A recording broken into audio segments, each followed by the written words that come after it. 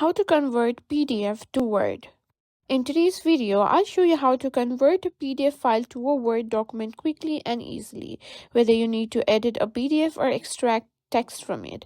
This method works on Windows, Mac, and even mobile devices, and best of all, it's free. So let's get started. First, let's find your PDF file. As you can see, this is our PDF file.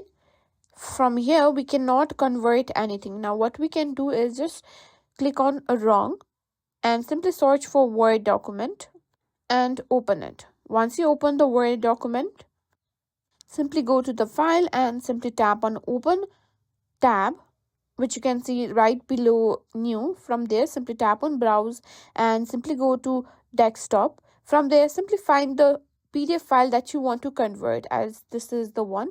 Now, as you can see here, a pop-up will appear asking you whether you want to convert this PDF into a Word document, and tap on it, and here you can see it has converted into a Word document. Now you can simply edit it however you prefer.